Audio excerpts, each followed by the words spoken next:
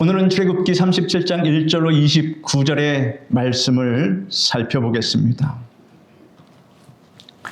사랑하는 성도 여러분, 오늘 우리가 함께 살펴볼 출애굽기 37장의 말씀은 하나님께서 모세에게 보여주신 하늘의 성소의 양식대로 부살레리 성막 내부의 가장 거룩하고 핵심적인 기구를 직접 제작하는 장면을 보여주고 있습니다.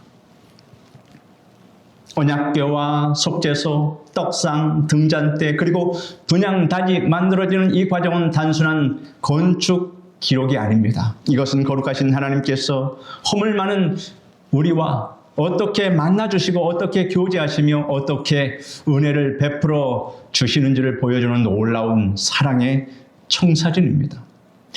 오늘 본문에 등장하는 네 가지 성물을 통해서 우리 마음속에 지어져야 할 참된 영적 성소의 모습이 무엇인지 함께 은혜를 나누고자 합니다. 1절로 9절은 언약궤와 속죄소를 만드는 장면입니다. 1절로 9절 말씀을 우리 다 같이 읽겠습니다. 부살레리 조각목으로 궤를 만들었으니 길이가 2규빗 반, 너비가 1규빗 반, 높이가 1규빗 반이며 순금으로 안팎을 싸고 위쪽 가장자리로 돌아가며 금태를 만들었으며 금고리 넷을 부어 만들어 네 발에 달았으니 곧 이쪽에 2고리요 저쪽에 2고리며 조각목으로 채를 만들어 금으로 싸고 그 채를 궤 양쪽 고리에 꿰어 궤를 매게 하였으며 순금으로 속죄소를 만들었으니 길이가 2규빗 반, 너비가 1규빗 반이며 금으로 그룹 둘을 속죄소 양쪽에 쳐서 만들었으되 한 그룹은 이쪽 끝에 한 그룹은 저쪽 끝에 곧 속죄소와 한 동이로 그 양쪽에 만들었으니 그룹들이 날개를 높이 펴서 그 날개로 속죄소를 덮었으며 그 얼굴은 서로 대하여 속죄소를 향하였더라. 1절을 보면 부살레리 조각목으로 궤를 만들고 순금으로 안팎으로 쌓았다, 이렇게 기록하고 있습니다. 성도 여러분, 조각목이 어떤 나무입니까? 광야의 메마른 그런 땅에서 자라는 씨앗나무, 즉 겉은 비틀어지고 가시가 돋쳐서 보잘것없는 그러한 나무입니다. 아카시아 종류의 나무입니다. 건축의 재료로는 도저히 쓸모없는 그런 나무입니다. 그런데 하나님은 레바논의 백향목처럼 곧고 화려한 나무가 아니라 이 광야의 조각목을 택하셨다 하는 것입니다. 그리고 그 볼품없는 나무를 정금으로 감싸 안으셨습니다. 이 조각목이 바로 우리의 모습과도 같은 것입니다. 죄로 인해 상처 입고 고집스럽게 비틀어져 있으며 때로는 남을 찌르는 가시를 품고 살아가는 연약한 존재들입니다. 그러나 십자가의 보혈이라는 정금으로 우리를 덮어주실 때 우리는 하나님이 모시는 거룩한 언약궤로 변화되는 줄을 믿으시기를 바랍니다. 특히 6절을 보면 순금으로 속죄소를 만듭니다.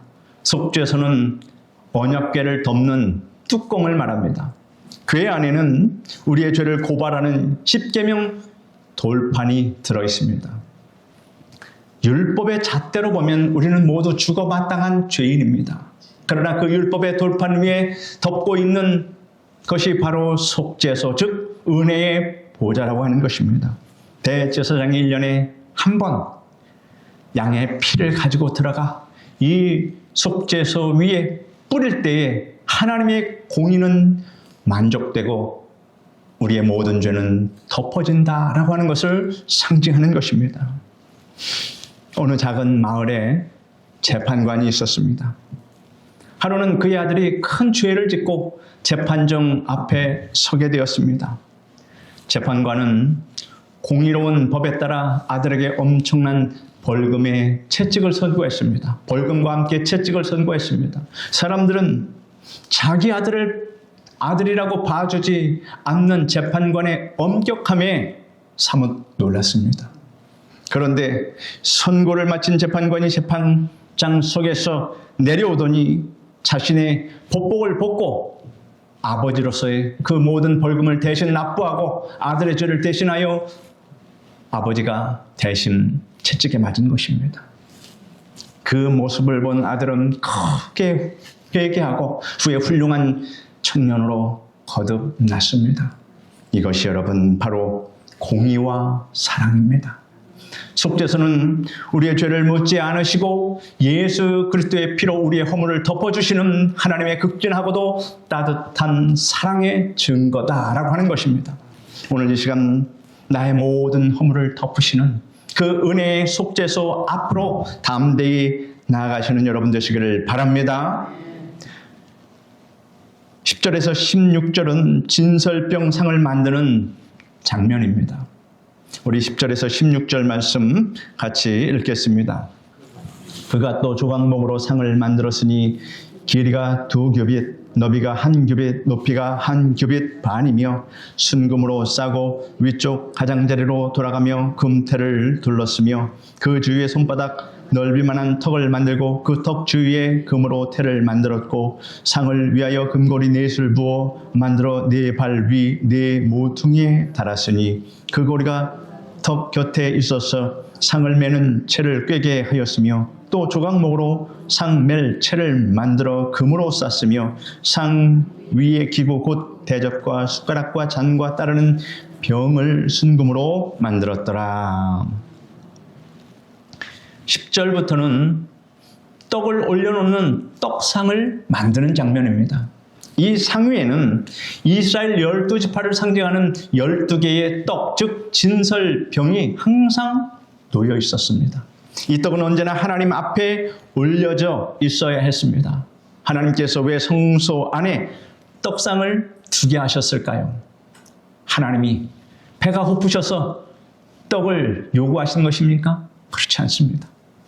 이는 하나님께서 당신의 백성들을 영적으로 육적으로 늘 먹이시고 입히시며 돌보신다는 임마누엘의 약속이십니다.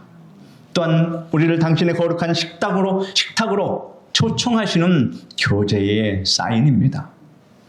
예수님께서는 나는 생명의 떡이니 내게 오는 자는 결코 줄이지 아니할 터이요 라고 말씀하신 적이 있습니다. 하나님의 뜻과 예수님의 말씀이 일치가 된다 하는 것입니다. 세상을 살아가다 보면 육신의 배는 부를지 몰라도 영원히 기갈하여 메마르고 지칠 때가 얼마나 많이 있습니까? 생명의 떡이신 말씀 앞에 나와 영혼의 양식을 공급받아야 합니다. 그것이 바로 예배입니다. 이 금요 예배 자리가 바로 영적인 진설병상 앞인 줄로 믿으시길 바랍니다. 주께서 차려주신 은혜의 식탁에서 주님의 말씀을 먹고 마시며 다시 일어설 새 힘을 얻으시는 그런 복된 시간이 되시기를 축복합니다. 17절로 24절 말씀은 순금 등잔대를 만드는 장면입니다. 17절로 24절 말씀을 우리 같이 읽겠습니다.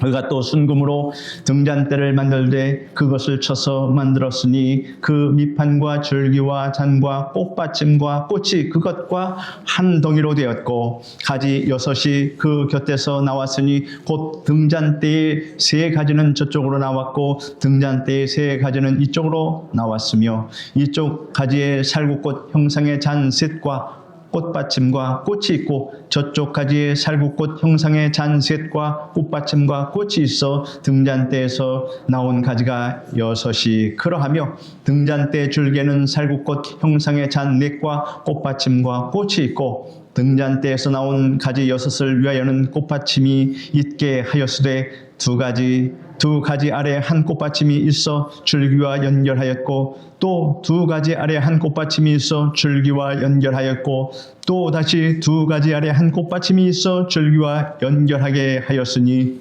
이 꽃받침과 가지들을 줄기와 연결하여 전부를 순금으로 쳐서 만들었으며 등잔 7과 그 불집게와 불똥 그릇을 순금으로 만들었으니 등잔대와 그 모든 기구는 순금 1달란트로 만들었더라. 17절 이하를 보면 순금으로 등잔대를 만듭니다.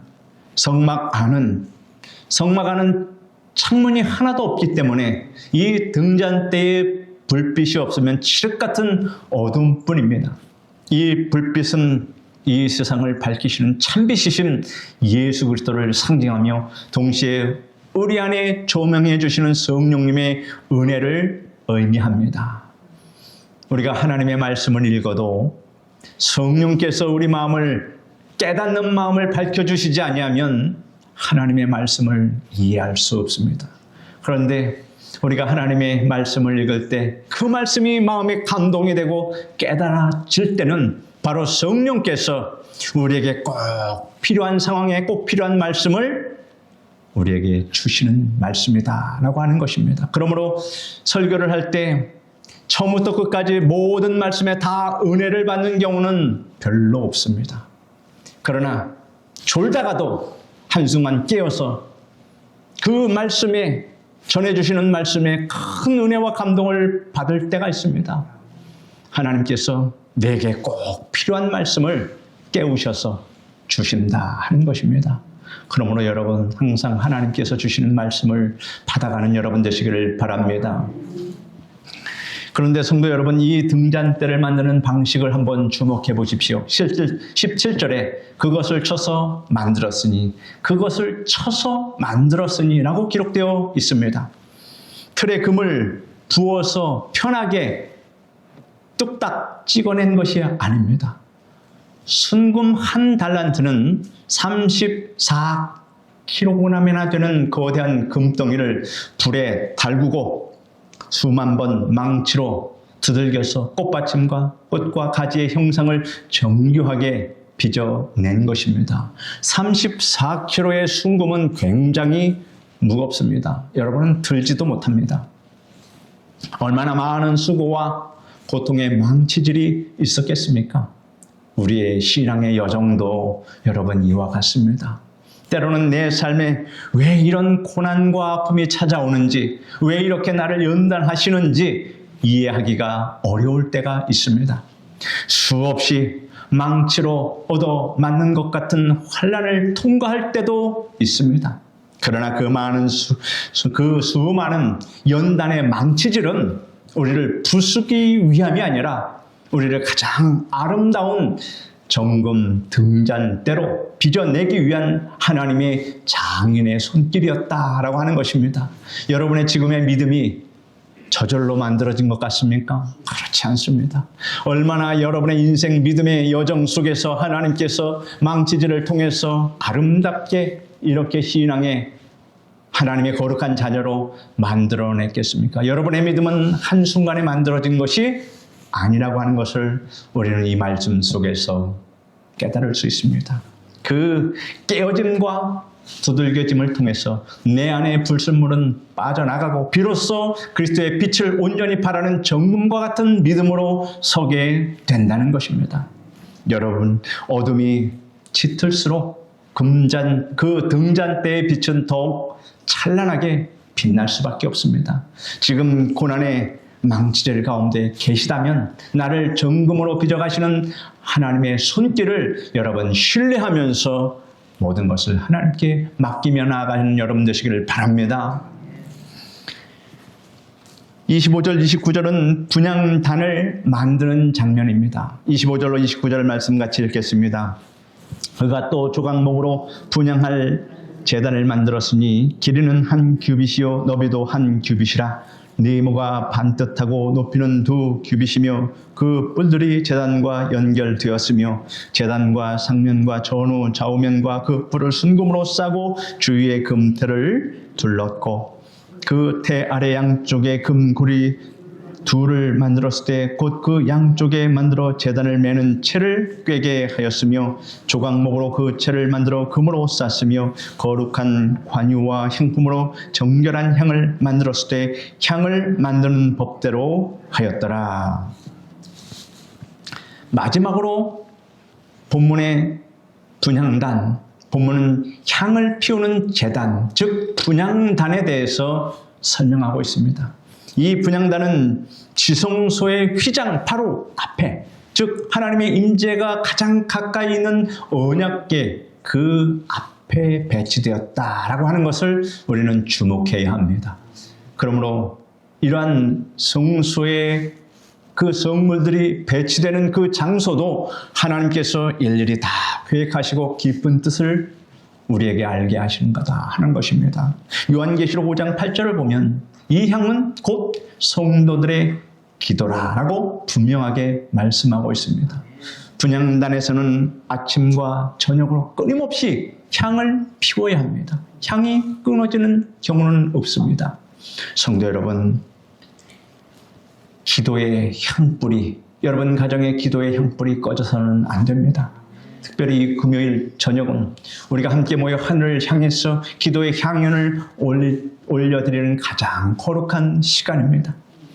우리가 눈물로 뿌리는 기도, 가정을 위한 애타게 간구하는 기도, 또 교회를 향한 부르짖음은 허공에 흩어지는 메아리가 아니다라고 하는 것입니다.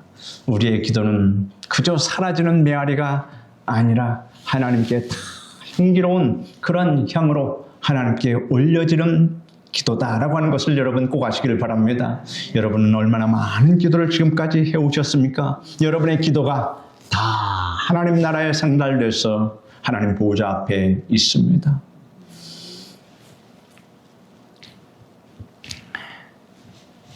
은혜의 보호자 앞에 계신 하나님의 그 앞에 여러분의 아름다운 향기가, 기도의 향기가 있다는 것을 상상하면 기도하기를 멈출 수가 없습니다. 기도는 하나님의 택함받은 우리의 특권이라고 하는 것입니다. 세상 사람들은 기도할 수 없습니다. 왜냐하면 성령의 인도함을 받을 수가 없기 때문에. 그러나 우리는 성령의 인도하심을 따라 말할 수 없는 탄식으로 하나님께 기도를 드릴 수 있는 특권을 가진 성도라고 하는 이 사실을 여러분 꼭 아시기를 바랍니다. 평생을 눈물로 기도했던 어머니의 기도가 방탕했던 어거스틴을 위대한 성자로 변화시켰듯이 기도의 향기는 결코 땅에 떨어지지 않습니다. 우리의 기도가 응답되지 않는 것처럼 보이고 하나님이 침묵하시는 것 같아도 금향로에 채워진 우리의 기도는 가장 완벽한 하나님의 때에 가장 놀라운 축복으로 우리에게 쏟아져 내립니다. 사랑하는 성도 여러분, 우리의 허물을 덮어주시는 속죄소의 십자가 은혜를 붙드십시오. 생명의 떡이신 주님과 늘 동행하며 말씀으로 배부름을 얻으십시오. 연단의 망치질을 견뎌내며 세상을 향해 성령의 빛을 발하는 등잔대가 되십시오. 그리고 포기하지 않고 금향로를 채우는 기도의 향기가 되십시오. 여러분의 심령이 하나님께서 기쁘게 거하시는 온전한 성소로 세워지기를 바랍니다. 주님, 내 마음이 주의 임재가 머무는 지성소가 되게 하옵소서. 이렇게 기도하십시오. 이 간절한 소망을 품고 기도의 분향단에서 뜨겁게 부르짖는 은혜의 이 시간이 되기를 주 예수 그리스도의 이름으로 간절히 축원합니다. 기도하겠습니다. 거룩하신 하나님 감사합니다. 성막의 말씀을 그 설계도대로 만드는 그 말씀을 읽어가는 것이 쉽지 않습니다.